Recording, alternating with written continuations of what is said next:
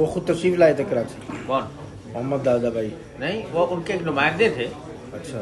انہوں نے آ کے کہا کہ ہمارے پاس ایک جگہ ہے، اگر آپ چاہیں تو لے لیں. وہ 37 ایکڑ تھی اور بالکل ویران اور آبادی سے دور اور جھاڑیاں اور ریت اور سب کچھ. بس وہ شروع کی وہ کل والی. اگر آدمی دیکھے نا تو حضرت والد صاحب ڈالنے کی ہمت اور کا آپ اندازہ کریں کہ انہوں نے وہاں پر مدرسہ بڑھانے کی ارادہ کر لی. وہ کل والی جو بات ہے نا وہ کہ وہ پلاننگ نہیں کی کچھ. ہاں، شروع کر دیا. وہاں جانے بھی ڈر لگتا ہوگا، اندھیرا. واقعی اندھیرا، سانپ بچھو سب. 3 سال ہم نے پڑھایا نا وہاں پر. 3 سال پڑھایا. 3 سال آپ نے وہاں پر. بجلی نہیں تھی، پانی نہیں تھا. لالٹن جو ہوتی نا، لنٹن، اب تو پتہ نہیں آپ لوگ جانتے بھی ہیں کہ نہیں.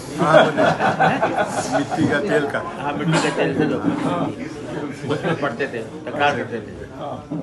اور جو ہے وہ بجلی نہیں، اور پانی جو ہے، پانی گوٹ سے گدے گاڑی میں سوار کر کے ایک بڑا ٹینک لایا جاتا تھا اور وہ آ کر مشکی جو ہے آگ لگاتا تھا. ہم سب چھوٹے چھوٹے برتن لے کر اس سے پانی بھر کے. پیسے سے خریدتے تھے وہ پانی؟ کیا ایسے کیسے لگا؟ نہیں، وہ کنویں کا پانی تھا، گوٹ کے کنویں کا. اچھا. وہ تعلیم کی طرف سے وہ بندہ پورا گدا گاڑی تھی، اس کے اوپر ایک ٹینک رکھا ہوتا تھا اور وہ ایک بیچتے تھا موسا اس کا نام. تو وہ گدا گاڑی چلانے والا وہ تھا، وہ اس کا کیپٹن تھا.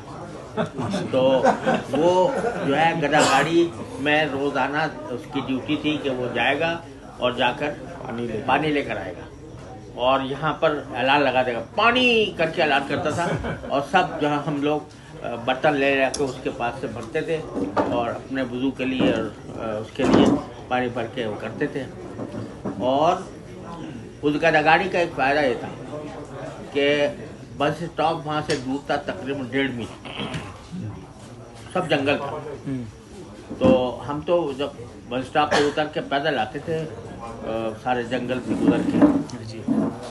لیکن اگر کوئی VIP آنے والا ہوتا تھا تو اس کے لیے وہ گدا گاڑی بھیجی جاتی اس میں بٹھا کے لا دیا کہ وہ بس سے اترے گا تو اس کو تاکہ سواری میسر آ جائے، پیدل نہ آنا پڑے. تو وہ گدا گاڑی اس پر جاتی تھی اور گدا گاڑی میں دوسرا اس کا مصرف یہ تھا کہ اگر کوئی بیمار ہو گیا طالب علم تو وہ گدا گاڑی میں اس کو سوار کر کے اس کو کہیں ہسپتال پہنچانا ہے، ڈسپینسری پہنچانا ہے، تو اس میں جاتے تھے. وہ جو پہلے سال کے جو حضرات پڑھنے والے تھے وہ ابھی حیات ہیں سارے؟ اس میں 1-2 ہیں ابھی تک. کراچی میں کہیں اور؟ پہلے سال کے پڑھنے والے کہہ رہے ہو؟ پڑھنے آپ کے یعنی ہم سبق یعنی؟ ہاں، میرے ہم سبق آخری جو ہم سبق تھے جو زندہ تھے کوئٹے میں تھے، بہت اچھا عالم تھے، ان کا بھی حال میں انتقال. عبداللہ برمی صاحب بھی تھے؟ ہاں، عبداللہ برمی. تعلم کی باقیات میں سے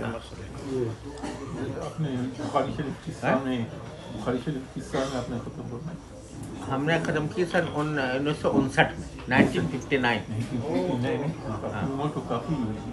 میں 16 سال کی عمر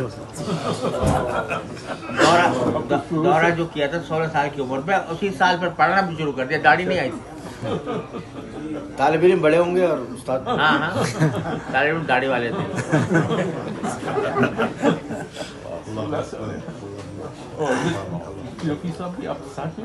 جی اصل میں حضرت بھائی صاحب اللہ تعالیٰ ان کے درجات بلند فرمائے، وہ حافظ تھے نا، تو وہ حفظ میں ان کا جو وقت گزرا تو میں حافظ نہیں ہوں. تو میں جب وہ حفظ سے فارغ ہوئے تو ان کو کتابوں میں لگایا گیا، میں بھی ساتھ لگ گیا. تو اس طرح ہم پڑھنے میں ساتھ ہو گئے.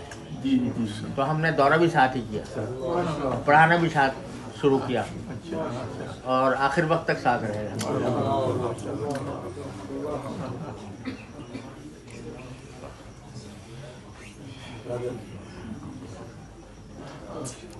16 سال کی عمر میں پہلا رسالہ بھی آپ نے پہلا رسالہ بھی اس وقت تحریر فرمایا تھا. 16 سال کی عمر میں پہلا آپ کا رسالہ. وہ جو رت پہ تھی کسی وہ جماعت تہجد کے اوپر. لیکن وہ اس وقت تو میں دورہ نہیں کیا تھا اس وقت. اچھا دورے میں امتحان ہوا تھا. مشکات سال کے سال میں تھا. اچھا مشکات وہ لکھا. اچھا دورہ اگلے سال کیا.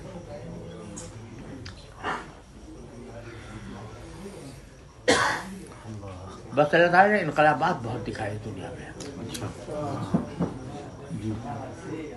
یعنی وہ چراغوں کے دور سے لے کر اور پورا جو سفر ہے نا انسان کی ٹیکنالوجی کا وہ سارا اور دکھایا. اس زمانے میں سب سے زیادہ میرے خیال سے تغیرات ہوئی. ہاں پچھلے زمانے پہلی صدیوں میں تو اتنی صدیوں میں تغیرات نہیں اس عرصے میں ہوئے. چراغوں سے لے کر بھی ابھی ختم نہیں ہوئی. ہاں حافظ ہوا جو باقی ہے. ہاں یہ بات ٹھیک کہہ رہے ہیں مگر اور کوئی ضروری کام ہے نا کیا کریں. اچھا بھائی جزاکم اللہ تعالیٰ خیر جزا. ہمارے میزبان صاحب کون ہے بھائی؟ ماشاء اللہ بہت اچھا کھانا کھلایا آپ نے اور بہت اچھی مجلس. مرتبہ بس من سقانا اکل طعامکم الابرار واکثر عندکم الصائمون وصلت علیکم الملائکہ.